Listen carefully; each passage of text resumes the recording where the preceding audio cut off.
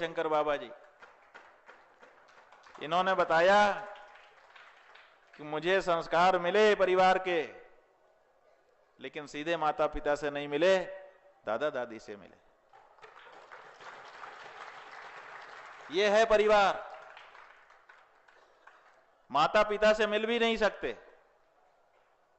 क्यों नहीं मिल सकते?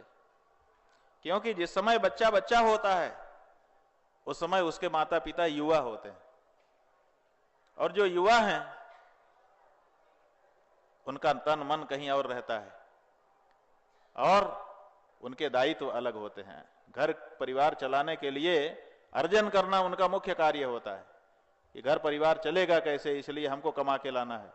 तो उनका पूरा ध्यान अर्जन में होता है, तो वो बच्चे पे कैसे ध्यान दे सकते हैं? और जिनके पास ये दायित्व नहीं है, वो दादा दादी अगर घर में हैं तो उनके पास समय ही समय है बच्चे के लिए, और अनुभव ही अनुभव है बच्चे के लिए। इसलिए इन्होंने बिल्कुल सही शब्द का प्रयोग किया कि पका पकाया फल बच्चे को खाने के लिए मिल जाता है। अनुभूत बातें नई पीढ़ी को संप्रेषित कर दी जाती। यह परंपरा है हमारी।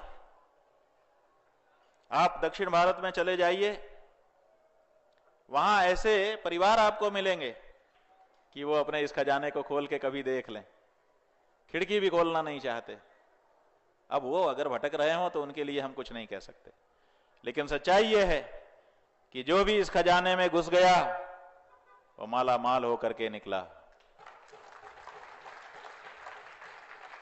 अभी करौली शंकर बाबा जी ने हमको ये 25-30 पृष्ठ का एक आवेदन दिया। इसमें 401 ऐसे रोग लिखे गए हैं और फिर उनका निराकरण करने का दावा इसमें किया गया है। ये कहां से इनको मिला?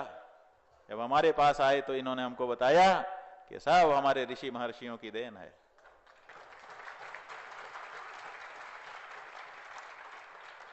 उनसे इनको मिला।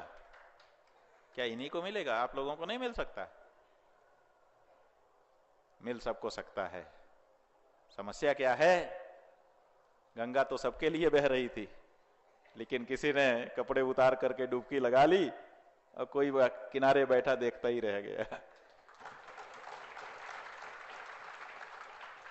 इन्होंने खजाना खोल लिया, खोल करके उसमें से मोती चुन लिए अपने अपने काम के।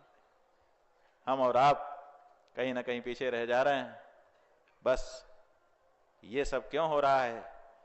परिवार की कमी के कारण हो रहा है।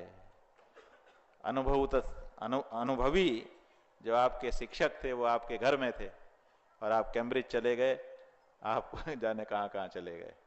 हम जा करके पढ़ के आएंगे। क्या पढ़ के आए? चिट्ठी लिखना सिखा दिया उन्होंने, टिप्पणी लिखना सिखा दिया उन्होंने, और कुछ नहीं सिखा पाए।